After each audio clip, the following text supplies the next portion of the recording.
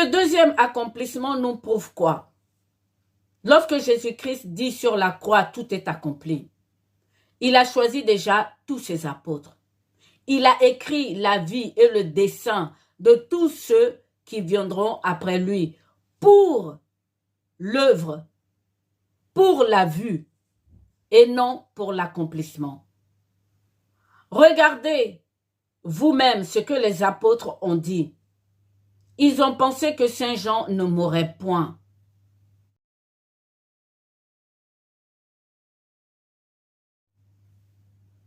Et oui. Et pourtant, Saint Jean, Jésus-Christ l'avait choisi bien avant. Si Mahomet ne fait pas partie des 12 apôtres, qui est venu après la résurrection du Christ, après le premier-né d'entre les morts, après l'accomplissement de toutes choses, ça voudrait dire que Mahomet est immortel. Et pourtant, ce n'est pas le cas. Il est mort. Et on n'a pas entendu parler de sa résurrection. Bien que dans l'œuvre, il soit venu après notre Seigneur Jésus-Christ, c'est-à-dire 622 ans, c'était dans l'Ancien Testament. Il est l'oiseau de proie de Isaïe 46, les versets 11. Il est cet homme de l'Orient que Dieu a appelé.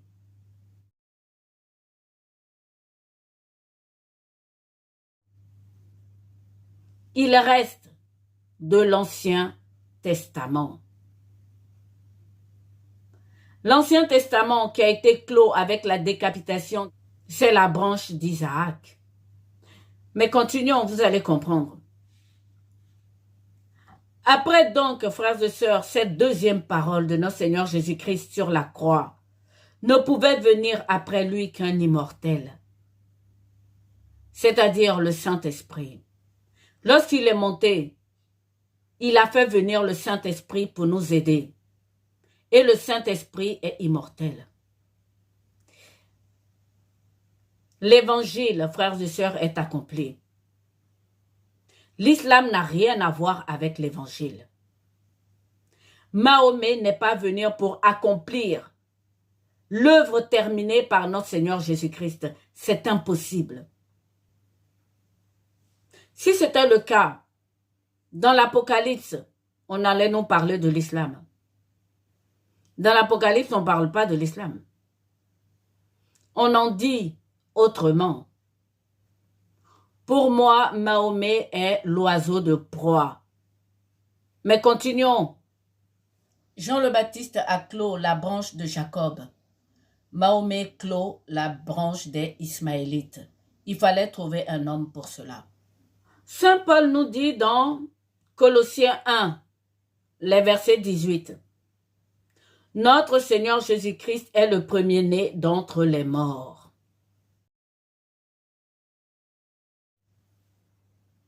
Son successeur devrait être un immortel. Et oui, il est la tête de l'Église. Et son successeur, c'est le Saint-Esprit. Ce n'est pas un homme mortel. Ce n'est pas Mahomet. Si Mahomet est venu 622 ans après Jésus-Christ, il était annoncé dans l'Ancien Testament. Mais continuons. Dans l'Apocalypse 1, les versets 17 à 19, il nous est dit ceci. Il est l'alpha et l'oméga, le commencement et la fin.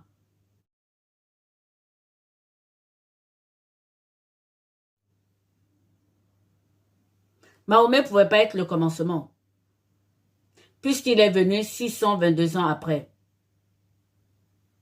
Est-ce que vous êtes en train de me dire qu'il est la fin? Eh oui.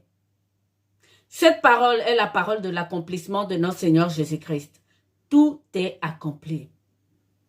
Je suis l'alpha et l'oméga. C'est la même signification. Tout est accompli. Je suis le premier et le dernier. C'est la même signification. tout est accompli. Je suis le commencement et la fin. C'est Jésus-Christ. C'est ça, le deuxième accomplissement. Tout est accompli. Si Mahomet devait venir après tout ça, après l'alpha et l'oméga, dites-moi de quelle lettre il s'agit. Car notre Seigneur Jésus-Christ est la parole faite chair. L'alpha et l'oméga, ce sont les lettres de l'alphabet. L'alef, l'alif, ou vous voulez, zeta, z. C'est ce que signifie cette parole. Je suis l'alpha et l'oméga. Je suis la parole faite chair. La première lettre à la dernière lettre. Vous aurez des symboles, mais des symboles qui s'écrivent par la lettre. Jésus-Christ est l'alpha et l'oméga. Quelle lettre il est venu accomplir? Mais continuons. Je suis le commencement et la fin. À quelle fin vous le mettez? Dans l'Apocalypse, il n'y est pas. Et pourtant, Jésus-Christ est le vivant. C'est écrit à Saint Jean, j'étais mort, et voici, je suis vivant pour l'éternité.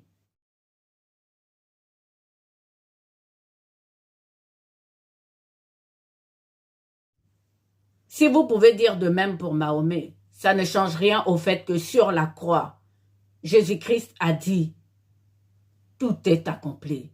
Et il a tout accompli. Lorsque Saint Jean le Baptiste a été arrêté et décapité, c'est fini.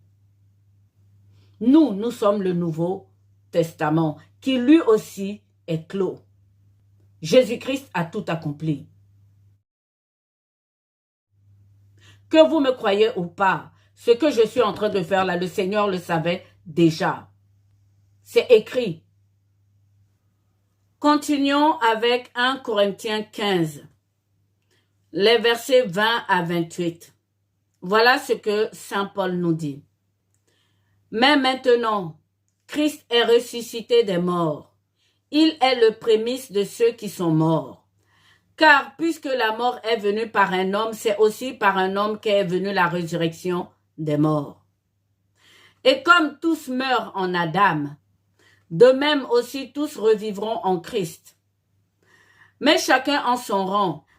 Christ comme prémisse pour ceux qui appartiennent à Christ lors de son avènement. Ensuite viendra la fin quand il remettra le royaume à celui qui est Dieu et Père. Après avoir réduit à l'impuissance, domination, autorité et puissance, car il faut qu'il règne jusqu'à ce qu'il ait mis tous ses ennemis sous ses pieds. Le dernier ennemi qui sera réduit à l'impuissance, c'est la mort. Dieu, en effet, a tout mis sous ses pieds.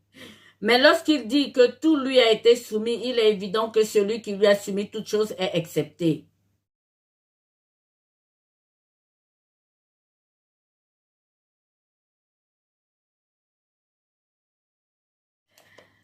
Frères et sœurs, il n'y a pas de hasard dans la Bible. Je reprends le verset qui m'intéresse. Après avoir réduit à l'impuissance toute domination, toute autorité et toute puissance, Dieu est rentré dans la guerre pour sauver sa création. Et il a donné tout pouvoir à son Fils. Et son Fils, en ce moment dans le ciel, travaille. Et voilà le travail qu'il fait. Après avoir réduit à l'impuissance toute domination, toute autorité et toute puissance, car il faut qu'il règne jusqu'à ce qu'ils aient mis tous ses ennemis sous ses pieds. C'est le Christ qui règne. Le Christ, en ce moment au ciel, est en train de faire la vocation chrétienne, c'est-à-dire la réconciliation. Je l'ai dit plusieurs fois dans cette vidéo, dans mes vidéos précédentes. Être chrétien, c'est une vocation.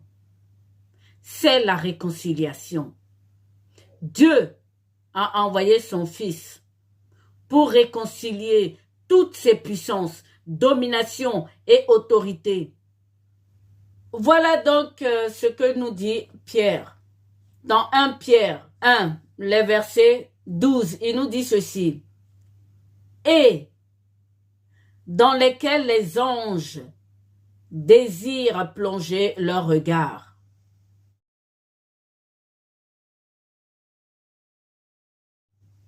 Je reprends. Et dans lesquels les anges désirent plonger leur regard. Les anges ne sont pas au courant de ce qui se passe. Ils sont des serviteurs.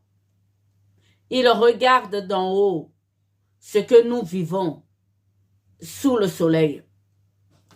Et oui, frères et sœurs, tout est accompli par notre Seigneur Jésus-Christ sous le soleil. Mais continuons encore un tout petit peu. Allons-y maintenant dans Colossiens, lorsqu'il nous est dit qu'il les a dépouillés. C'est intéressant. C'est donc dans Colossiens 2, les versets 14 à 15. Il a effacé l'acte dont les ordonnances nous condamnaient et qui subsistait contre nous. Et il l'a éliminé en le clouant à la croix. Il a dépouillé les dominations et les autorités et les a livrées publiquement en spectacle en triomphant d'elles par la croix. Ces autorités, ces dominations, il y en a sous le soleil. Il y en a également au-dessus. Il y a 3 cieux au-dessus de notre tête. Ceux qui sont dans ce monde sont totalement dépouillés. Sinon, comment autrement vous expliquer que les évangéliques et même l'Église catholique fait des miracles en chassant les autorités, les dominations, rien que par la proclamation de cette parole.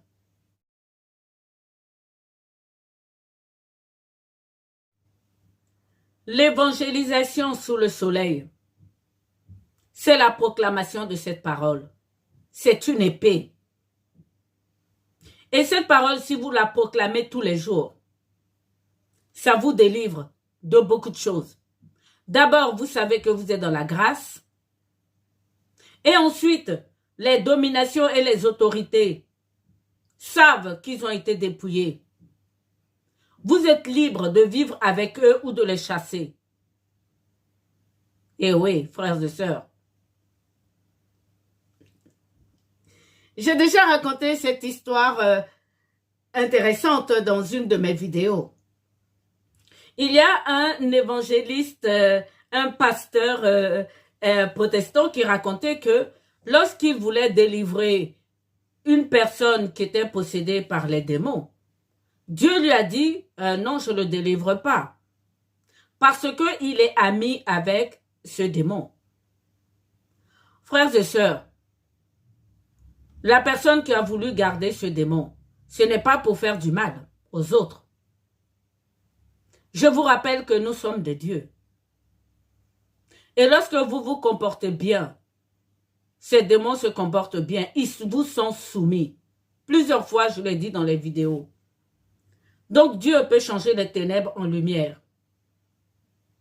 C'est pour ça que ce jeune homme n'a pas voulu être délivré. Tant qu'il ne fait pas du mal aux autres. Et c'est pour cela que Dieu a dit à ce pasteur, ne le délivre pas, ils sont amis. Je ferme cette petite parenthèse. Je ne sais même pas si je l'avais ouvert. Donc, frères et sœurs, Colossiens 2, les versets 15, a été accompli spirituellement. C'est à nous de la proclamer pour la mettre en œuvre, c'est-à-dire pour voir. Mais dans la foi, elle est déjà accomplie. Si vous marchez dans la foi, vous êtes vainqueur. Mais si vous marchez par la vue, vous serez trompés par ce que vous voyez. Et donc, lorsque notre Seigneur Jésus-Christ dit sur la croix que tout est accompli, frères et sœurs, tout est vraiment accompli. Il ne peut donc pas envoyer Mahomet après lui. Mahomet, je le répète, c'est l'aigle de proie de Isaïe 46, verset 11. Mais je reviendrai là-dessus.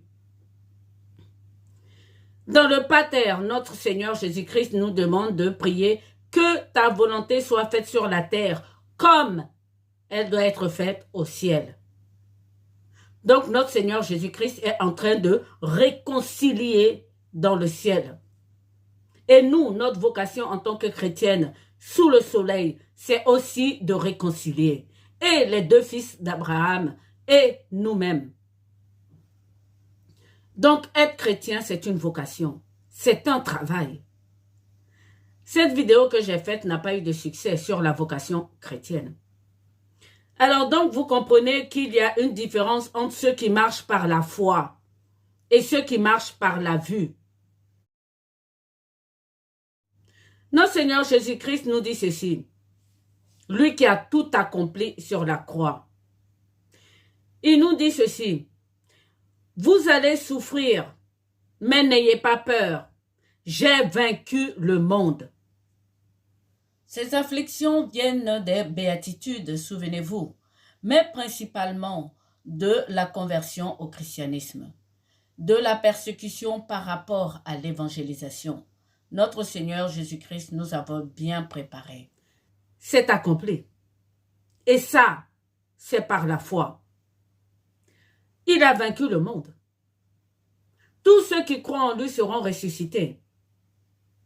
Même ceux qui marchent par la vue et donc ils ont peur. Qui ne proclament pas la parole pour faire entendre aux autorités et aux dominations qu'ils ont été dépouillés. Par la foi, frères et sœurs, tout est accompli. Par la vue, l'œuvre est en cours de réalisation.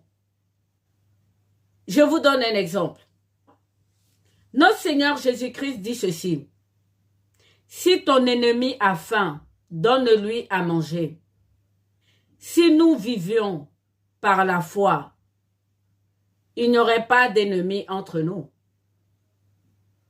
Si nous vivions par la foi et que nous mettons en pratique tout ce que le Seigneur Jésus-Christ nous a dit, l'ennemi aujourd'hui c'est qui? Si ton ennemi a faim, donne-lui à manger. Si vous marchez donc par la vue, cela entraîne querelle, division, manque de confiance. Mais si vous marchez par la foi, frères et sœurs, c'est la paix, la confiance et l'unité. Car en effet, tout est accompli. Ce que nous vivons, c'est déjà écrit. Même la mort du Christ, cette mort ignominieuse, cette passion douloureuse, était écrite par son Père. Mahomet est cet oiseau de proie. Je prends un autre exemple. Ils lisent de la droite à la gauche des deux enfants d'Abraham. Islam, Israël. Ils lisent de la droite à la gauche. Pourquoi? Tout simplement parce que leur histoire commence par Jésus-Christ. Eux, ils doivent commencer à lire l'Évangile pour comprendre toutes les dispensations qu'ils ont faites depuis le commencement jusqu'à la naissance du Christ, pour comprendre leur rôle. Et je suis sûre que les Ismaélites, les vrais, et les Juifs, les vrais, le savent. Sinon, pourquoi ils iraient de la droite à la gauche? Ils doivent comprendre leur histoire par le Christ. Et nous lisons de la gauche à la droite. Nous, la Genèse, jusqu'à l'Apocalypse. Pour nous, tout est clair. Mais pour eux, ce n'est pas clair. Tant qu'ils ne commencent pas par notre Seigneur Jésus-Christ. Voilà ce que Dieu dit C'est dans Isaïe 29, les versets 11 à 12. Voilà ce qui est écrit. Toute la révélation est pour vous comme les mots d'un livre cacheté que l'on donne à un homme qui sait lire, en disant « Lis donc cela » et qui répond « Je ne le puis, car il est cacheté ». Ou comme un livre que l'on donne à un homme qui ne sait pas lire en disant « Lis donc cela » et qu'il répond « Je ne sais pas lire ». C'est dans Isaïe 29, les versets 11 à 12. Le Seigneur dit, « Quand ce peuple s'approche de moi, il m'honore de la bouche et des lèvres, mais son cœur est éloigné de moi. Et la crainte qu'il a de moi n'est qu'un précepte de tradition humaine. C'est pourquoi je frapperai encore ce peuple par des prodiges et des miracles. Et la sagesse des sages périra. Et l'intelligence de ces hommes intelligents disparaîtra. » C'est à nous de faire l'évangélisation. Dieu a caché tout cela aux Juifs. Il l'a fait pour leur bien. Ils ont beau lire l'évangile, ils ne sauront jamais de quoi il s'agit. Soyez stupéfaits et étonnés. Fermez les yeux et devenez aveugles. Ils sont ivres, mais ce n'est pas de vin. Ils chancellent, mais ce n'est pas l'effet de liqueur forte. Car l'Éternel a répandu sur vous un esprit d'assoupissement. Il a fermé vos yeux. Il a voilé vos têtes. Ils ne peuvent pas comprendre l'évangile. Et ça, c'est Dieu qui le veut. C'est dans Isaïe 29. Donc les Ismaélites, les vrais, les Juifs, ne font pas exprès de ne pas comprendre l'évangile. Ils ne font pas exprès de refuser le Christ. C'est ainsi jusqu'à la fin des temps, comme je l'ai dit dans la précédente vidéo. Je vous le dis à vous, mes frères, qui cherchez l'origine de l'islam et de Mahomet dans l'évangile. C'est la preuve évidente que vous avez faim, que vous avez encore soif. Le Seigneur Jésus-Christ dit, celui qui a soif, qu'il vienne à moi, qu'il boive.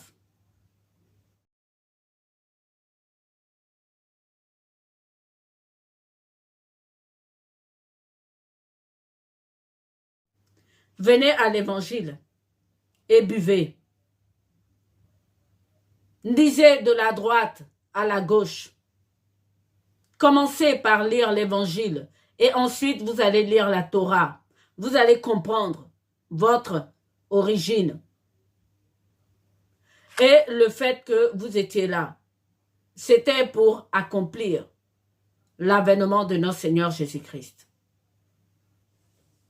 Quant à l'oiseau de proie, frères et sœurs, ça vient des anges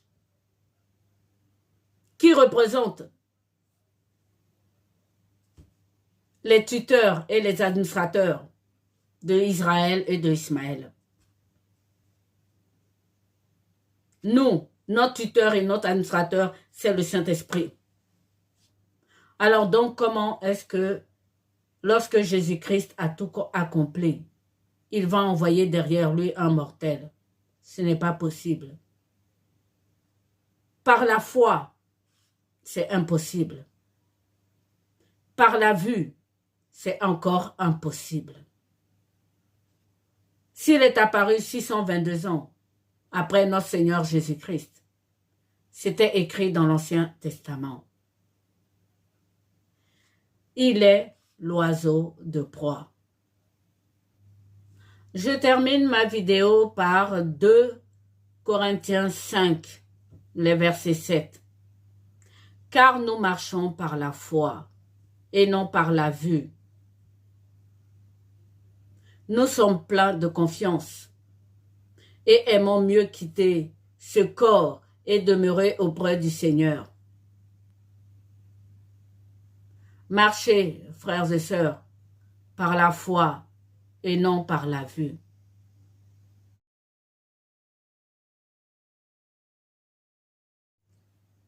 L'origine de Mahomet est dans l'Ancien Testament.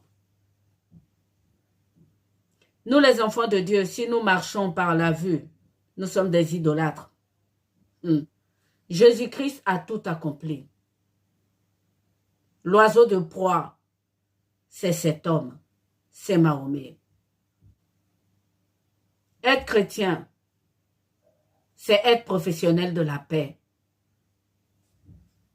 Mais Mahomet n'est pas non plus venir accomplir quelque chose après le Christ. Parce que le Christ a tout accompli. Il a été appelé depuis l'Ancien Testament. Voilà, frères et sœurs, pour cette vidéo. Je vous invite pour la prochaine.